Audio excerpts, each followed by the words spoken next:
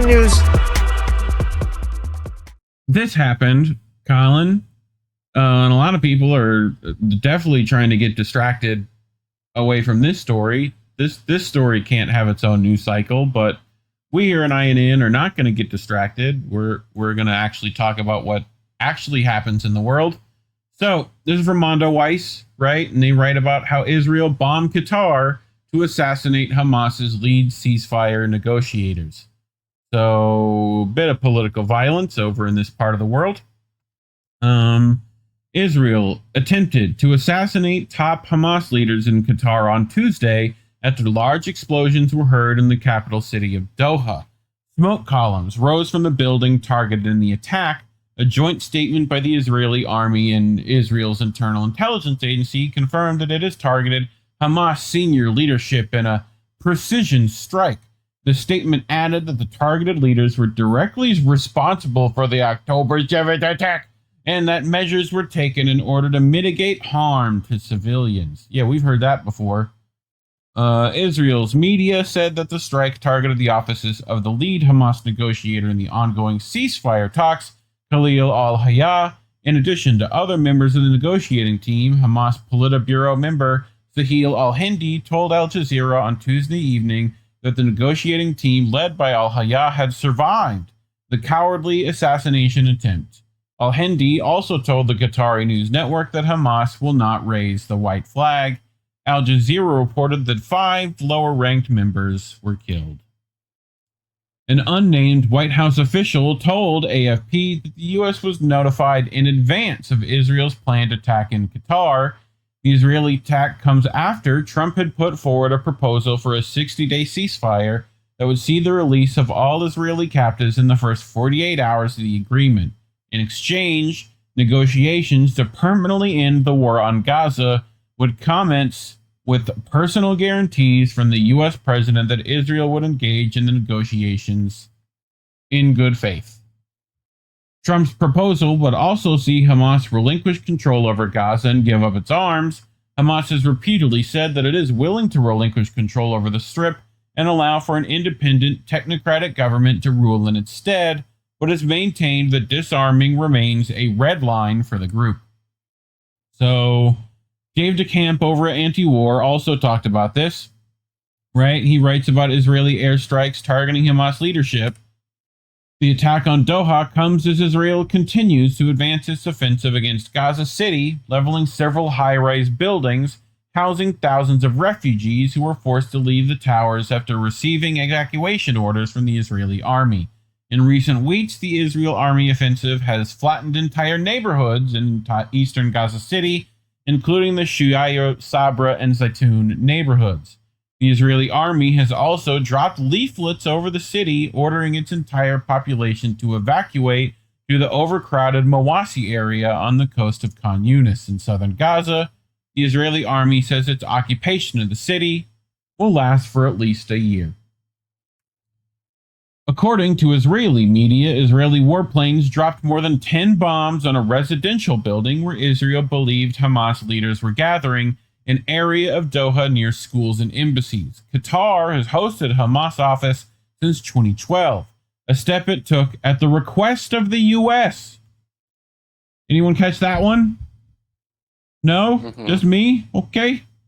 Sources told Middle East Eye President Trump blessed the attack on Qatar, which is a major non-NATO ally of the U.S. and hosts about 10,000 U.S. troops, although U.S. officials speaking to other media outlets claim that the U.S. was notified while Israeli warplanes were in the air. White House Press Secretary Caroline Leavitt later commented on the attack, saying it doesn't advance U.S. and Israeli goals, while also backing the idea of targeting Hamas officials. The Trump administration was notified by the U.S. military that Israel was attacking Hamas, which very unfortunately was located in a section of Doha, the capital of Qatar, she said. If the U.S. and Israel coordinated on the strike in Doha, it would mark the second time this year the two countries used negotiations as a cover for an attack. Israel launched the 12-day war on Iran on June 13th, amid U.S. and Iran nuclear negotiations, 2 days before the U.S. and Iran were set to hold another round of talks. The attack on Doha also has implications for the U.S. relationship with its Gulf Arab allies. Although the fact that Israeli warplanes would have had to use Arab airspace to launch the strikes suggests there may have been some cooperation. Qatar said it condemned in the strongest terms the cowardly Israel attack and said it was a blatant violation of all international laws and norms.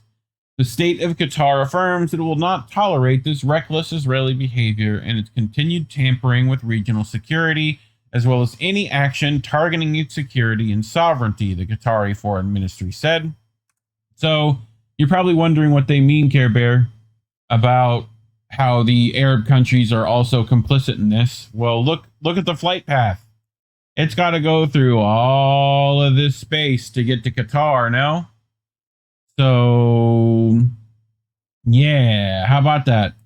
Right? Flew over the airspace of Jordan and Saudi Arabia and refueled from the U.S. Central Command area of operations. So, we definitely knew about it. Flight tracking data shows U.S. British jets in the air over Qatar watching the Israeli strike. U.S. Air Force and RAF jets were already airborne before Israel launched Tuesday's aggression, according to Israeli media. So, methinks there's two stories to this, Collin. Methinks. Here's Max Blumenthal. 2 days ago, Trump issued a short proposal and warning designed to compel Hamas exiled leadership to gather in Doha. Hamas said at the time, it looks like Trump's proposal was written by the Israelis. When Hamas met in Doha, U.S. air defense in Qatar stood down.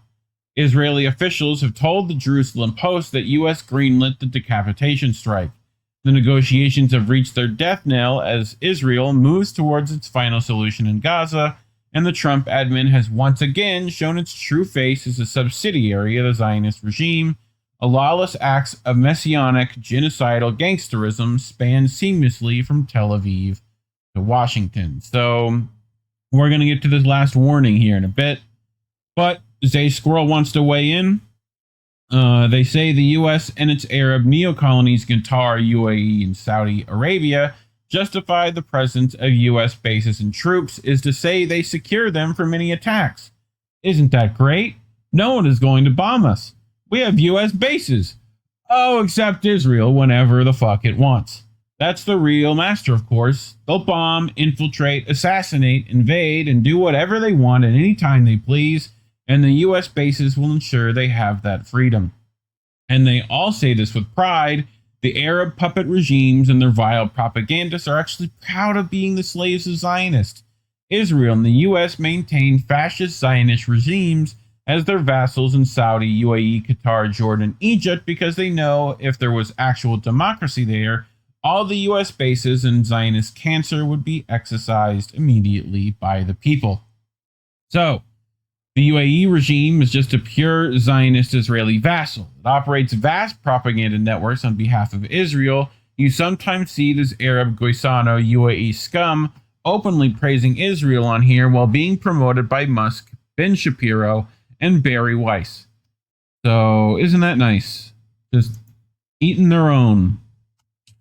Louis Alday, almost zero chance the Qatari leadership was not aware and informed of this. A pertinent reminder that it hosts Hamas leadership as a means to prove itself useful to the U.S., not as genuine supporters of the Palestinian cause. Remember, we heard that this was at behest of the U.S. for them to, have a Hamas office there.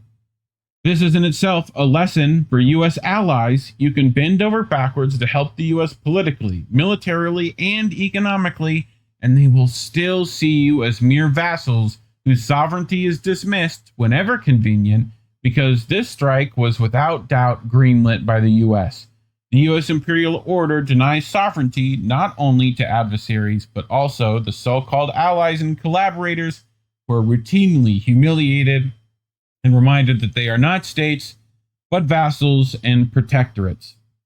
Al-Mossad, Israel's U.S.-backed assassination attempt on the Hamas negotiating team in Qatar, reveals it isn't just desperate to win this war, but to dismantle every principle that could restrain it and to impose a world made in its own image where sovereignty, alignment, negotiations, and diplomacy becomes obsolete. The U.S. imperial order denies sovereignty not only to adversaries but also to so-called allies and collaborators who are routinely humiliated and reminded that they are not states but vassals and protectorates. Even the pretense of negotiations is cast aside because negotiation implies equality and sovereignty. Perfidy is now a governing logic where deception and betrayal are normalized and routinized instruments of statecraft. The world is forced into two camps with no middle ground, vassalage or resistance. Which one you gonna be, peeps?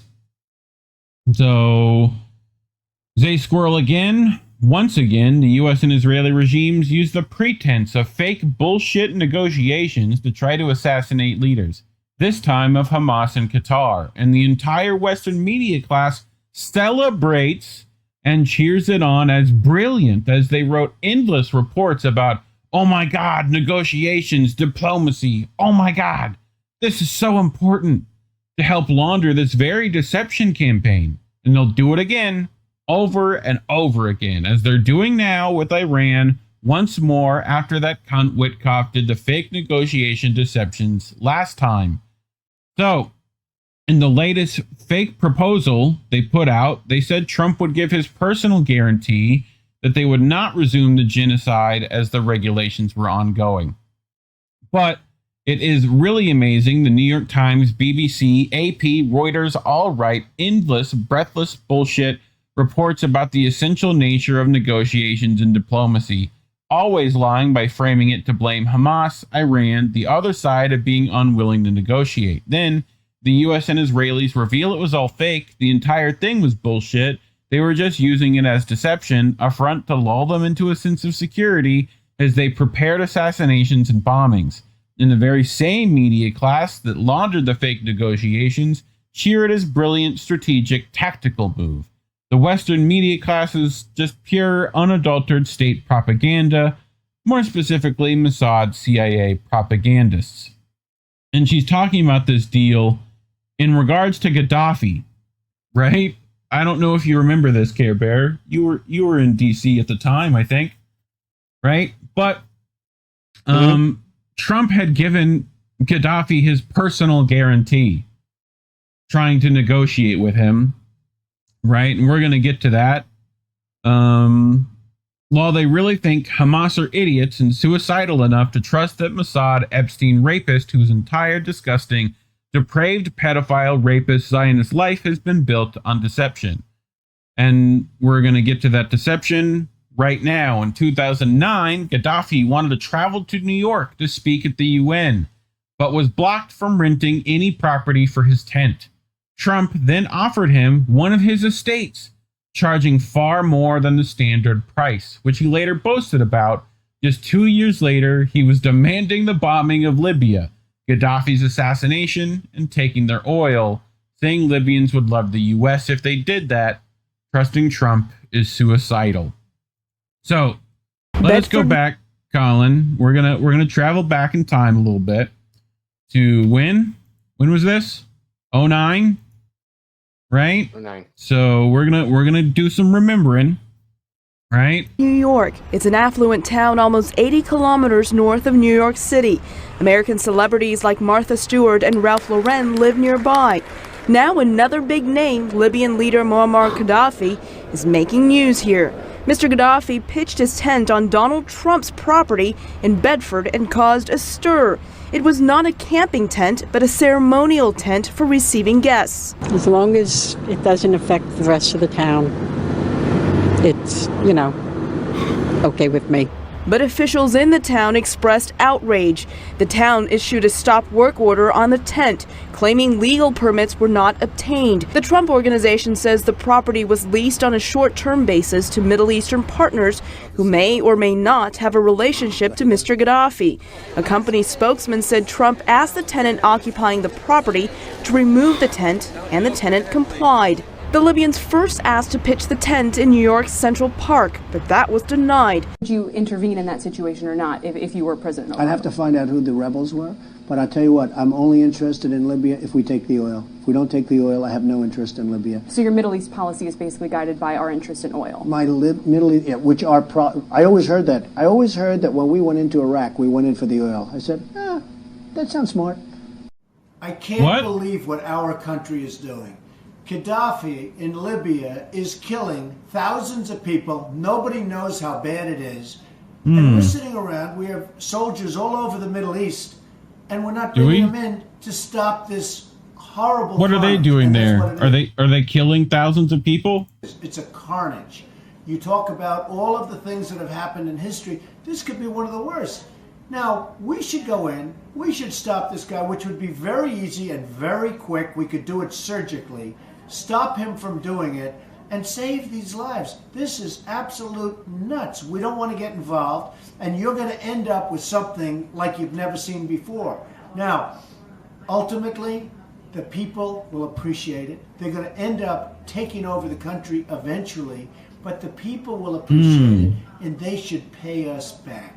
But we have to go in to save these lives. These people are being slaughtered like animals. It's horrible what's going on. It has to be stopped.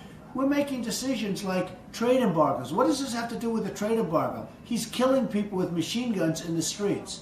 We should do, on a humanitarian basis, immediately go into Libya, knock this guy out very quickly, very surgically, very effectively, and save the lives. After it's all done, we go to the protesters who end up running the country.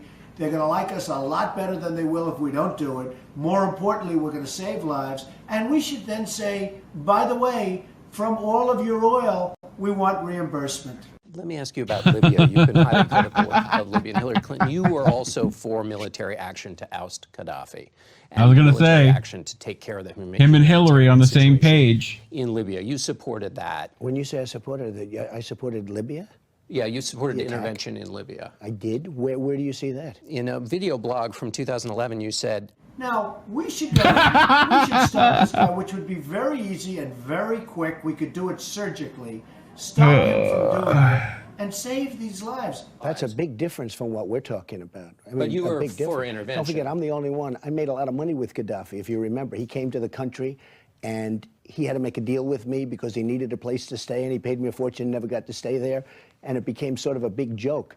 But the fact is that Libya was a disaster from the standpoint of the way it was handled. I mean, but you were for intervention, just to clear that up. I was for doing something, but I wasn't for what you have right now. That's called intervention, you dumb fuck. Their oil, John. ISIS is selling, and that's among the finest oil. Oh, ISIS, you say? ISIS has taken over the Libyan oil. Sure. And we don't do blockades. We don't do anything. They're selling it. They're making a fortune with it. So we go out, we do Libya, we do it poorly as you can do it. You can't do worse. And then now, no, you could. If you look at what's happened, I mean, the end result is ISIS is selling the oil, and it's a total mess. This is one of the things that confuses some people about your positions, though. You said you weren't for intervention, but you were for intervention in Libya. I didn't mind surgical, and I said surgical. You do a surgical shot, and you take them out. But I wasn't for what happened. Look at the way it's, I mean, look at with Benghazi and with all of the problems that you've had, it was handled horribly. That's not the way it's supposed to be. Since then you said you were never for intervention. So I was never for a strong intervention. I could have seen surgical where you take out Gaddafi and his group. So remember not that long ago when we talked about Venezuela, Mr. Marco Rubio posted a tweet about Gaddafi. I don't know if you remember us bringing that. You know? Do they want a surgical strike Maduro? Is that what's coming next? We'll see. So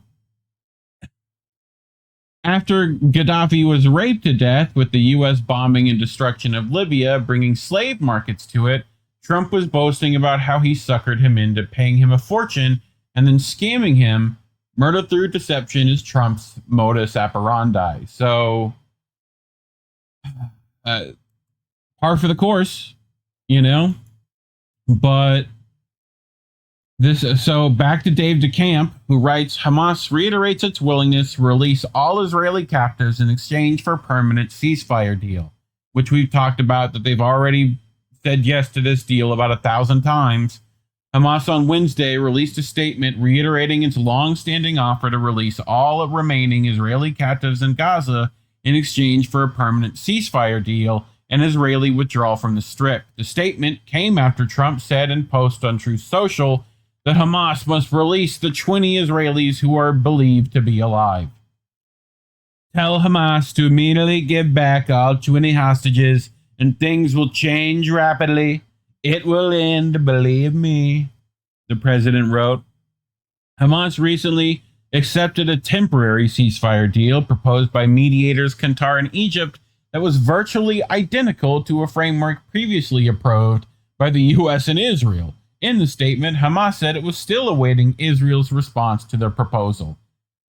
In this context, the movement reiterates its readiness to proceed with a comprehensive deal under which all the enemy captives held by the resistance would be released. In exchange for an agreed number of Palestinians, prisoners held by the occupation, as part of the agreement that ends the war on the Strip, withdraws all occupation forces from the entire Strip, opens the crossing for the entry of all Strip's needs, and begins the reconstruction process. Hamas also reiterated its position that it's willing to cede governance of Gaza to an independent national administration of technocrats, whatever that means, that would manage all affairs of the Gaza Strip and immediately assume its responsibility in all fields. According to the Times of Israel, Netanyahu's office said 5 conditions must be met for a permanent deal, including Israeli security control of Gaza, which signals the demand is for long-term Israeli military occupation. Another condition is for the disarmament of Hamas, which Hamas has previously responded by the saying they won't give up their arms until there's a Palestinian state or another Palestinian force to replace their military wing. So, Palestinian-American mediator says he gave Hamas a U.S. proposal for permanent Gaza ceasefire deal. Bashar al-Baba says Hamas responded quickly but acknowledged a deal won't happen without U.S. pressure on Israel. Palestinian-American businessman Bashar al-Baba, who has been involved in Gaza ceasefire negotiations, has said that he passed to Hamas a U.S. proposal for a deal that would involve the release of all remaining captives in Gaza and an end to Israel's genocidal war on the Strip. Baba said that he passed the offer to Hamas before President Trump said in a post on Truth Social that Hamas must give back all 20 hostages, a reference to the remaining Israelis held in Gaza who are believed to be alive.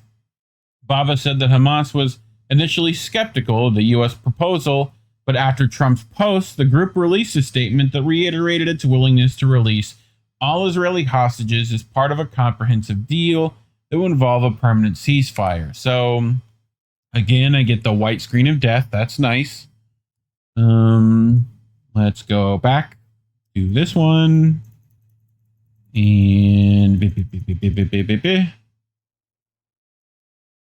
up a little. A little more.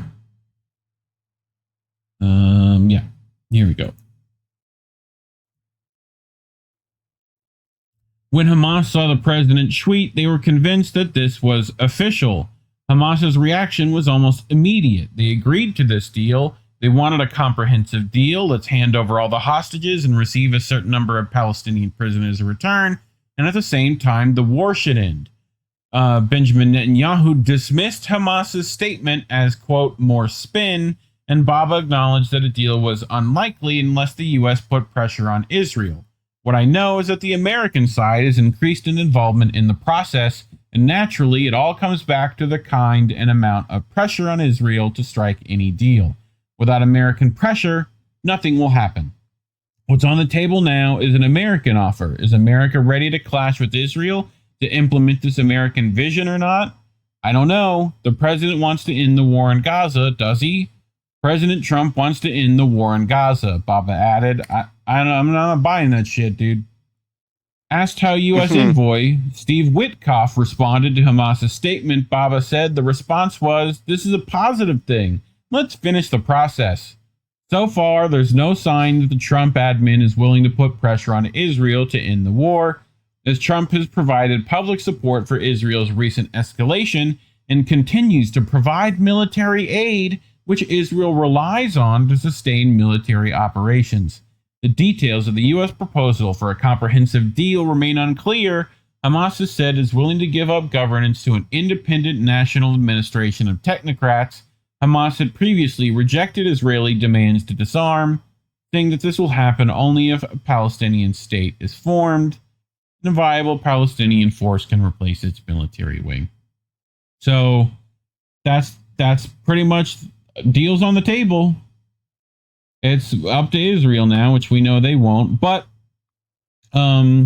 they decided to bomb this negotiation process instead. So Israel would not have struck the Hamas delegation in Doha without possessing precise intelligence confirming their presence inside the targeted residence. Yet, something clearly went wrong.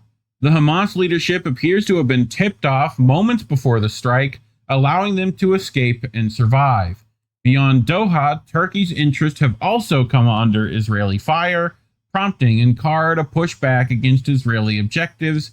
Is it even possible that Turkish intelligence played a role in tipping off Hamas leadership, enabling them to evade the strike? All indications now point to a looming escalation in the Syrian theater, which we've been talking about ad nauseum as well. So that's what's next. But guess what, Care Bear? Right? Footage has emerged showing Israeli news channel 14 anchors celebrating Israeli airstrike in Qatar with sweets and champagne.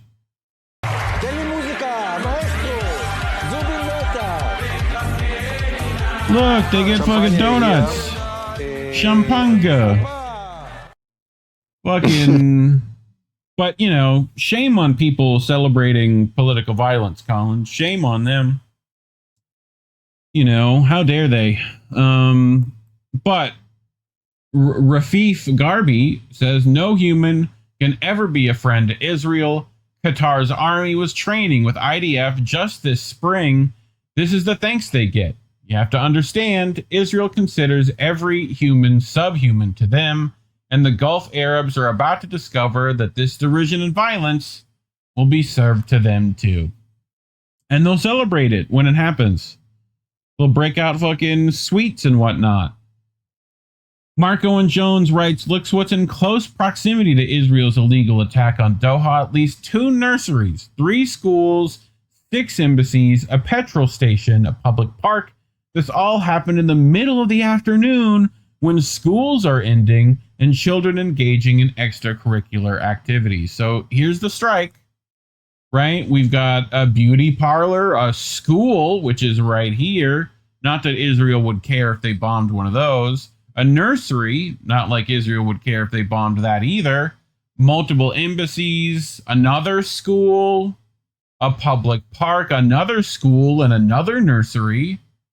Right? And right in the middle of all that, they bomb a building. So, yeah. Isn't that nice? Sure is. So, Qatar's prime minister say Doha will continue role as mediator, calls for regional response to Israel's attack.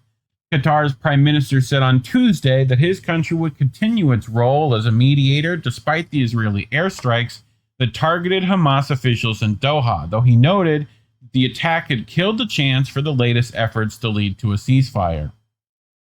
Qatar has spared no efforts and will do everything it can to stop this war in Gaza, but for current talks, I do not think there's something valid right now after what we saw from today's attack. Sheikh Mohammed bin Abdulrahman bin Jasmine Al Thani said at a press conference, dude, can I get a nickname? Okay, is Sheik okay? Can we, you know what I mean?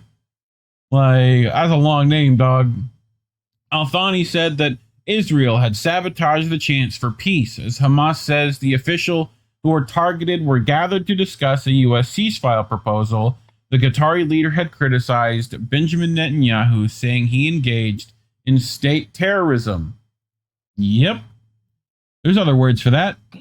Does the world need a clearer message than this about who is closing the door to peace? Does the international community need further proof of who the bully in the region is? Al-Thani said the Qatari had a right to respond to the attack and called on regional countries to join. Today, we have reached a turning point for there to be a response from the entire region against such barbaric conduct. I wonder what you mean, dog. What kind of response? You know? President Trump is claiming that the strike was Netanyahu's decision and not his, although media reports said the U.S. gave Israel the green light for the attack and that Trump blessed the strikes. This morning, the Trump administration was notified by the United States military that Israel was attacking Hamas, which very unfortunately was located in the section of Doha, right? So Trump said the bomb in Qatar does not advance Israel, blah, blah, blah, eliminating Hamas, blah, worthy goal, blah, blah. At this point, it appears that the Israeli strikes failed their stated purpose. As Hamas said its senior political leaders were not killed, Hamas has said a total of 6 people were killed, including the son of a senior official, 4 office staff, and a Qatari security officer. Trump said the U.S. Middle East envoy, Steve Witkoff, informed Qatar the attack, but that it was too late to stop the attack. Al-Thani said the U.S. had notified Qatar about the Israeli strikes 10 minutes after they had started. So, a little late. Little late, dog. Thoughts, Care Bear?